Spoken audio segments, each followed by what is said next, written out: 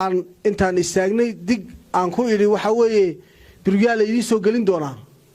oo xageena laga soo gelinayaa birqod adeer madaxweyne de waad fiican tahay oo waana ka xishoonaynaa hada waxaan aad sheegaysana ma dhihi karno weeyaan ma taqaanaa waa been waxaana ma aamini karnee hada waaye wixii ilaahay ka dhigo ma arkaynaa weeyaan hadalkaagana ma diidi karno saasay ugu yiraahdeen maxaan ku raayay reedigeedkii hadalkan aad leedahayna manama gelayo waxa weeye maxaan ku raayay biyaha birqod looga soo jiiday baan ka cabaynaa dig macquul maaha laakiin xumaana maana kaga barno waxa sheegto beenana maana arkin sidoo ilaahay ka dhigo ha noqoto waxa ka darnayd oo la yaabeen tuubada marka la qodayo dhulka hoos la geliyo si dhaqso loogu qodo maxaa la sameeyay waxa la sameeyay 30 kilomitir badad ba kontraad ku qaatay oo la siiyay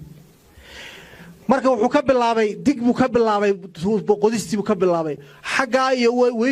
xid iyo waxa weeye maxaan ku raayay nustariiq iyo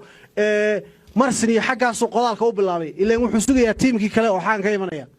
markaas wuxuu adeer biyo madaxweynuhu sheegayeen ma anaga naga qaadeen oo xagana u wadaan xagee ku socdaan video aw ceelkii ka horeeyay waa adiga qodayay hadda tuumbaan gelinahay ceelku aaway ma adeer tuumbada waxa soo wada rag kala soo wada xaan ka keenaya oo wala qodaya meesha maxaan ku raayay lacag meel la dhigan la waayay ba meesha lagu khasaarinaya wiil horta odayga oo duuban ayaa oo casharada duuban tahay baan u tagay waxaan ku yiri haye markii biyaha xariga laga jiray yaa waxaan nidhi waliba haloo galiyo magaalada sidii lagu galiyay odayga oo biyo cabay baan markaa aan sooraysanay bal warmaan ku yiri waa hal sano kadib maalintii waxaan dhahay haduu ilaahay yiraahdo insha Allah hal sano iyo bar kadib marka 5 bilood anigu waan iska hoostan ku haysanay waxaan isla haduu wax dhaco maadaama qalabka dibadda laga keenayo wuxuu yiri markaa hal sano kadib baan saarnay marka odayga iyo hal bilood ma balaas meeys waan khaldami karaa dhowr cisho dheeraan karaysa hal sano iyo ugu badnaan 2 bilood baan kadib baan saarnay markaan saarnay waxaan ku yiri haye aaway odayaashii maalintii oo iyagii baa loo yeeray waana suuraysanay waxaan biyeemayn ha xagee laga keenay marka sideen waxaanu maqalay birqod baa laga keenay marka hadda ka warmaan ku yiri waa hadda biyo wal cabisay anigu talaba yaa bani aanu cabo in qoriile laga cabaan ka siyaabanay wiil isaga laakiin marka qoriile 70 kilomitir baa u sii jirtaa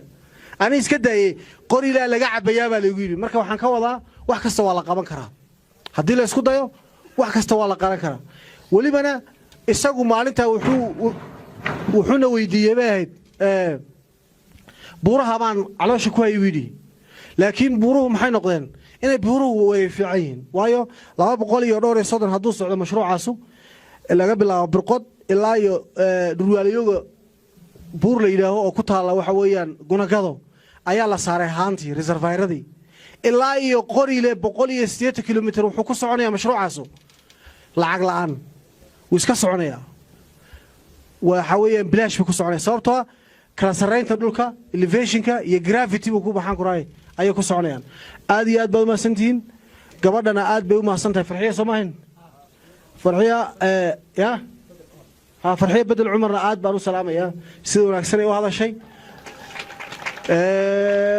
waana ku faraxsanahay aad baan ugu faraxsan laakiin waxaad ogaataan Soomaalida Kenya hadayna Kenya wax la qabsanin maanta halkan ma nabad ku fadhi lahayd waa meedii laakiin maanta Kenya waxa weeye maxaan ku raa in majority leaderkii uu Soomaali noqdo oo waxa weeye kaalin libaax laga qaata Kenya waxay ku timid oo kaliya nabadgeliya ku timid iyana dastuurka Kenya inta la aamino wax la qaybsado xadkan waxa sameeyay isticmaar Afrika isticmaar ba sameeyay wuxuuna ugu tala galay inaan waligii leeshin oo inaan wada dhiman waligeed inaan dhalanin ayaa loogu tala galay dadkii wada dhashay midba dawlad la geliyay waxani wuxuu ka sabuu ahaa ma ahayn wax maxaan ku raayay asxaan lagu sameeyay Soomaalida waana la sharciyay waxa la yiri maxaan ku raay xadka Afrika waa nooca marka ma inaad maxaan ku raayay xadka dadkaagii aad ku weydo mise inaad sidii aad kula noolaan lahayd waxa weeye maxaan ku raay dadkaagana aad uga badbaadin lahayd kana horumari lahayd waxa weeye waxa uu mushadan oo ilmaha dan oo waxa weeye inaad waxa weeyaan dadkii aad la qabsto sida Kenya ay waxa ula qabsatay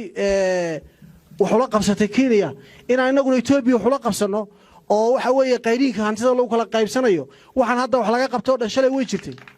شلي واحد شربه لكن ما أنت بزيادة سوي نقول يسوون شلي حتى حبها تناقل لو نقولون ما أنت لكن بيها سليجري عيالك إثيوبيا وقول له حلا قايدين كسماردا تطوع بقوله كيلومتر بالغ أي متر بالغ إن كبر لح بقول إياه كنتم بالغ علشان هذا كيني عيالك وقول له صدق بقول كنتم بالغ لكن أنا وعيالك بيها ماشي كنا وآخره هو السيدوي وحوي محاكرة وحوي أن تطوع بقول بنوشر بيو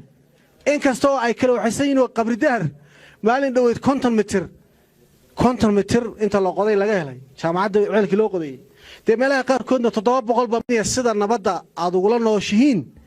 تي أنا قلنا إثيوبيا نبض كلنا لما دبوا قديني ما أنا متى كله وحلا يا وي هذا كيني وادي نبض لقوتشو إثيوبيا نبض لقوتشو ما حد يدي ما حد يدي إن إثيوبيا لا شق السنو كيني